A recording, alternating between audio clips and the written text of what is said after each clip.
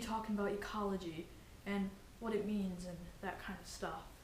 Now, in order to talk about and discover ecology, you must go outside, and to go outside you must be prepared for anything. So now, in this segment, I will tell you and show you what you need to bring to get ready to go out exploring ecology.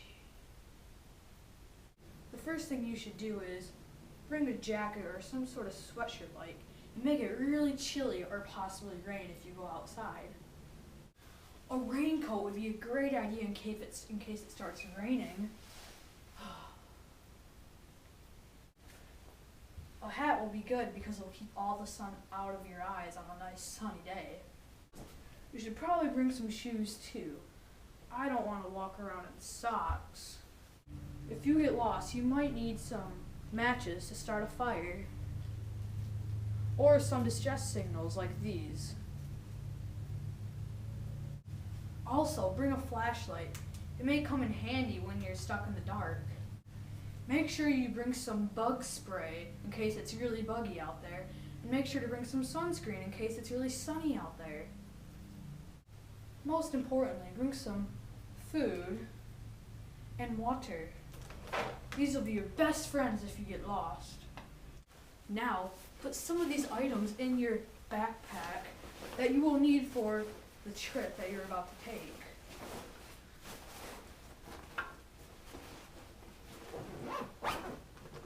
Now you have all these things. Now let's go have some fun and go outside and learn about ecology. Now today we will be exploring the wilderness. Now as you can see, we are approaching this pond up ahead. Now when we go, let's search by the pond, you might find some very interesting animals, plants, and other exciting animals and stuff. Now follow me, mates.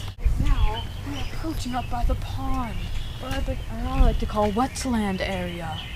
Now let's come over here. We're almost there. At last, we are there now.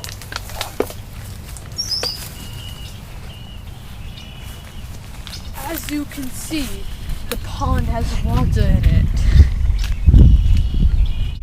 Cattails over there that are all those plants with brown things on. Cattails are one of nature's finest plants. They produce seeds and stuff that the ground needs for the pond to be growing. They like to grow in wetland areas because it just likes it there. It's nice and cool and everything got the sun, and it just all looks out good. Now it looks like there's a giant turd on it, but it's not turd, it's like fuzz and stuff. I guarantee you it's not what you think. So let's just keep moving on, shall we?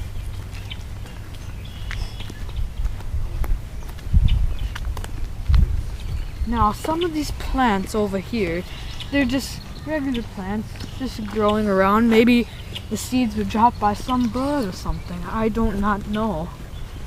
This here is a muskrat hole. Muskrats climb in and out of those holes. That's where they live.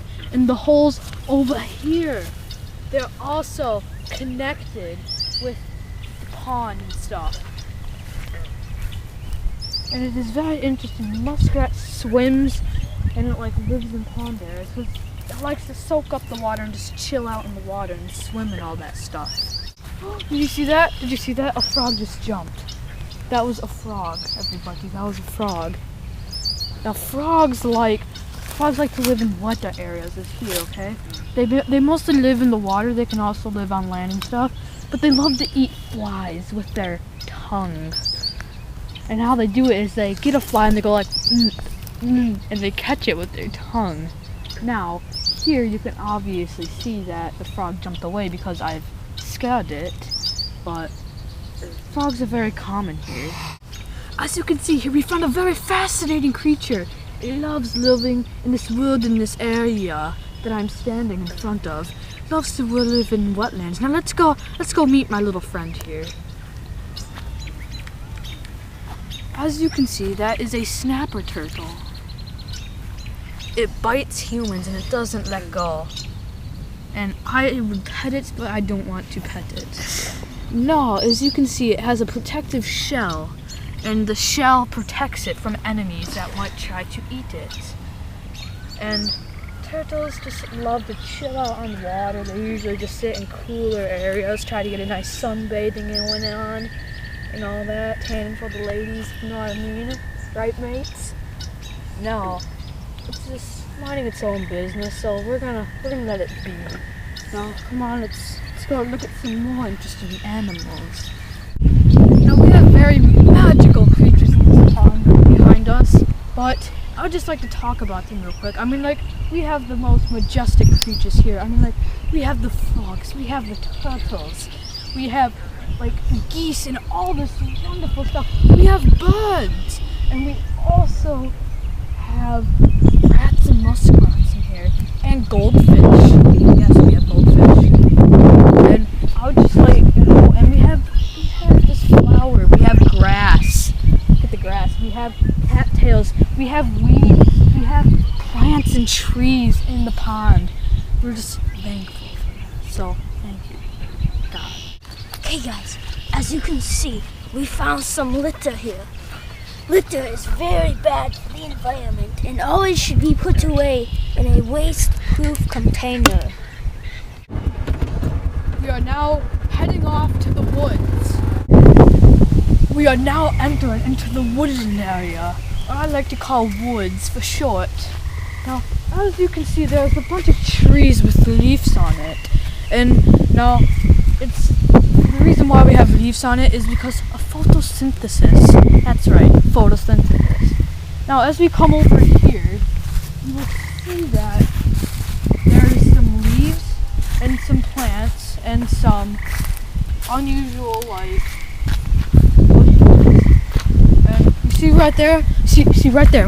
That's poison ivy right there. So we do not want to touch it. So let's keep moving on, shall we? We have some very small trees right over here, as you can see. And now as we come over here, you see how the forest is like filled with all these twigs and stuff? Yes, that's because they fall off trees. Now, oh, come here, everybody, quick, come here. You see, this is moss. You see that moss stuff? Now, fun fact about it is that some moss, you can dip it in water and like squeeze it and drip it into your mouth and it becomes clean water. Who knew?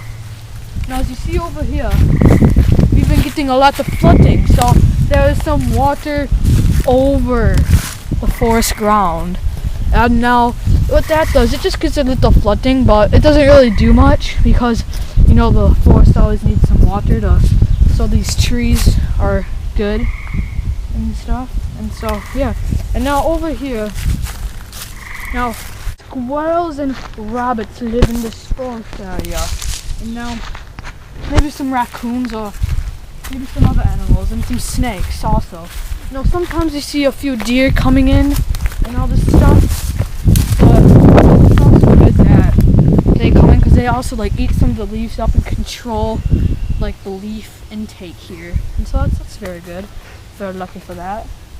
I just very hope you learned much about ecology and all that good stuff, and see you next time on Ecology in the Wild.